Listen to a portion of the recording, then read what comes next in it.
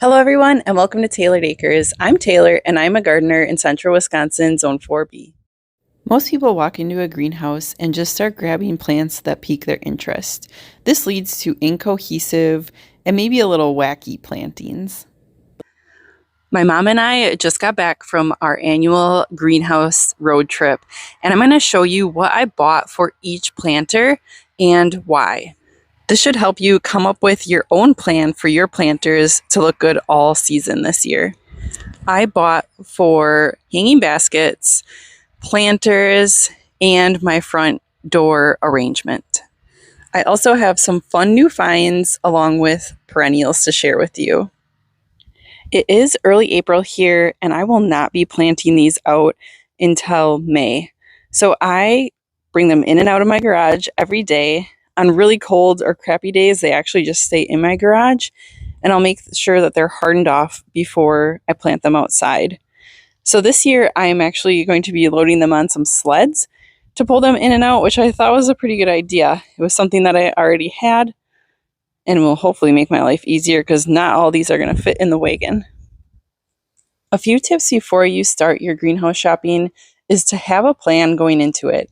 Know what theme or colors that you're looking for, and make sure that you're getting a thriller, a filler, and a spiller for most plantings. For baskets, it's okay just to have a filler and a spiller. Also, for my baskets, I'm getting 4 plants for my 12-inch basket here, and that will fill in nicely and not be overcrowded as long as I'm watering and fertilizing frequently. Also, do not forget to check if plants are for sun, part sun, or shade. This is important for them to thrive and grow as the tag shows you that it will grow. You can stretch this a little bit sometimes, but you're probably going to get the plants to act differently than what was intended. Let's jump into my front porch planters. So these are going to go in a series of black containers that I position all together. So each one will have a little bit of a different combination. So I'm still looking for that classic thriller, filler, spiller combination that just is a proven way to build your containers. So the first plant we have here on the right side is this tropical blizzard. Hello, camera. There we go. So this one is sun to shade, which is awesome combination, and it will be blooming or putting on leaves all summer. The next one we have here is a sweet potato vine, and that is that really dark one. So this one will also be a spiller as well as that tropical blizzard. So those will probably go in 2 different pots. And then we have the wild salmon New Guinea impatient, which is part sun. And then we have a double impatient, that silhouette salmon, and that one is shade. So we'll try to get that one in as much shade as it can be, but they will be okay if they get a little bit of sun.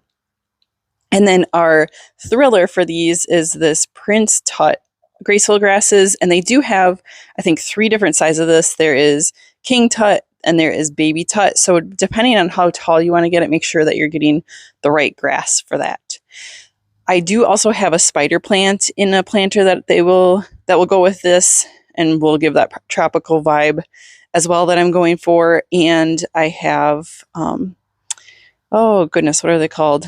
Canna lilies? Yes, canna lilies that are sprouting inside right now that will go in this, as well as a tall one in the back. This is the combo that I'm doing for my hanging baskets this year. So I am just doing spillers, which are kind of fillers as well, and this spiller on the end here, which I am not even going to try to say that for you guys. So these are, I'm trying to match a little bit that tropical vibe and color, but I just love purple flowers in hanging baskets. So I had to add that one in there too, as a little bonus. But I'm trying to match my front porch planters as well, just to carry some symmetry within all my decorative flowers for this year. So we have Super Tunia Vista Paradise. I've grown this one a few times and it is such a pretty tropical color. Then we have Superbena Cobalt, which is a very pretty purple that's a little bit deeper. I think it's the darkest one that they have. So that one will be really pretty. And then we have Superbena Peachy Keen, which is also a really pretty color. So this combo here, it will all end up spilling over, but you can keep these trimmed up to be however spilly that you want them to be. And a lot of times people will cut them about July, cut them back a bit so that they reflush. So that's a hot tip for you. But I'm really excited for these. I have 4 baskets this year, so this will be my combo for this year. I did forget to say these are all full sun to part shade, so that is a great combo. You want to make sure that you're getting all of the same type of light demand plants in one planter. Also with the Proven Winners, these are all the best plants that you can get. So the Super Tunias, you don't need to deadhead them. They deadhead themselves, which saves you a lot of time and effort. I will be fertilizing them about once a week, I think. Whatever the fertilizer you get says for the frequency on the package. If you are enjoying this video, please give me a like and feel free to subscribe for more great gardening videos. This is for a Mother's Day container for my stepmom. So this one has a Superbena Cobalt. Again, such a pretty purple with that Superbena. So it's a verbena, and it will bloom all year. We have a begonia, which also blooms all year. And some begonias are sun and some like shade, so just be careful with those. Make sure that you pick the right one. And then we have a vining plant.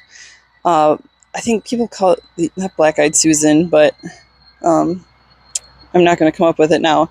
So that was a really fun vine, and I usually get her one of those because they're fun to see how big that they can get.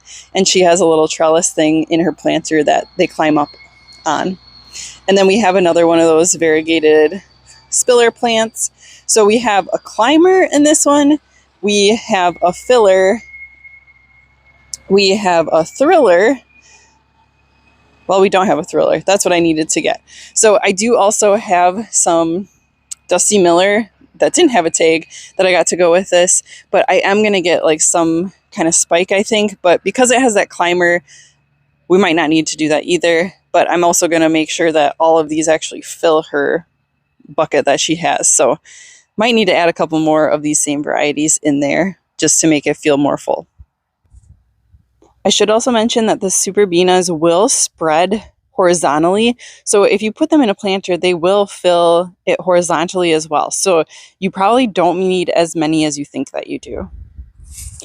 Next up, we have my grandma's planter, and I asked her today which planter she wanted them in, and it was a bigger one. So I'm going to get a few more of each of these, I'm thinking, so that we fill it out nicely. So we have some alyssum.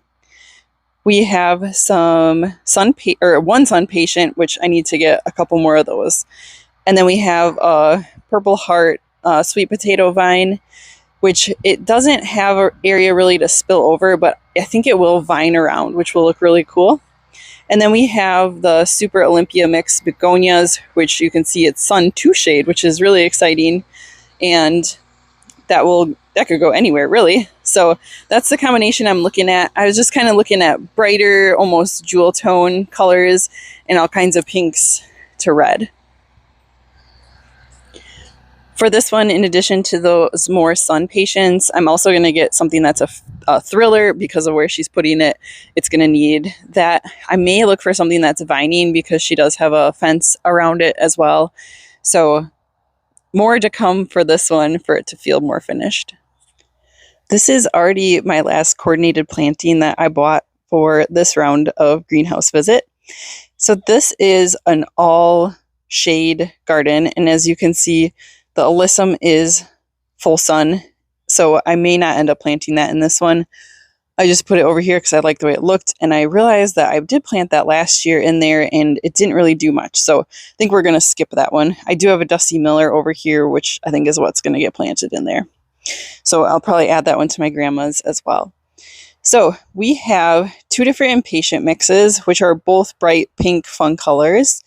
And then And those will just totally fill that area. And the impatiens that are in total shade get really tall. They're like little trees. They're so fun. Highly recommend planting impatiens in full shade because there's nothing like it. And to have a full shade flower is pretty unique as well. They're actually one of my favorites if you can't tell. They're so fun. So then we also have a spike, which I always do a spike in the back as well. There are different kinds of spikes you can get. There were 2 last year that I got, and I can't remember what they're called, but I popped them out and into pots last year, and they overwintered in my house. But they are really fun house plants too. So it's fun to be able to reuse plants like that. So keep your eye out for that. There's no harm in using a house plant in your pots. It just adds to it. Like I said, the snake plants or the spider plants I've been reusing every year, use them as a house plant, and then they come out in the summer. So just a couple good ideas for you to save some money on your plantings. These I got to plant out in the median garden as just some color that is continuous. So this is Super Tunia Bordeaux, and again, these are full to part sun, and you don't need to deadhead them, and they just go all year long. So those are going to go out in the median garden, which is right behind us here. Right back in there. We also have potato planting going on at our house today, which is pretty exciting. I should say, the field across from our house. You can see them all in there. So that's probably something that I should do today too, is get my potatoes planted. These 2 pink beauties I got to put in my pink garden, and I really like to pop some annuals in my perennial beds because they are going to give you flowers all season long. It just helps to bridge the gap if you have some gaps in your perennial blooms. So we have Delta Classic Pink shades here, pansies, which are full sun to part shade, and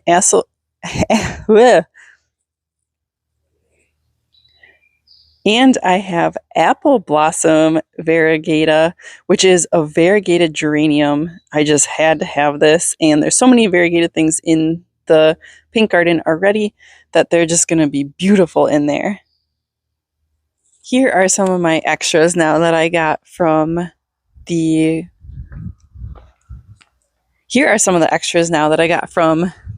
greenhouses. So I did get 4 different tomatoes. So we have pineapple, we have sun sugar, which is my favorite cherry tomato type. They're so sweet, and it is a proliferous plant. Can't say that at all. We got Better Boy, and we have Mortgage Lifter. So Better Boy and Mortgage Lifter were 2 of my favorites from last year.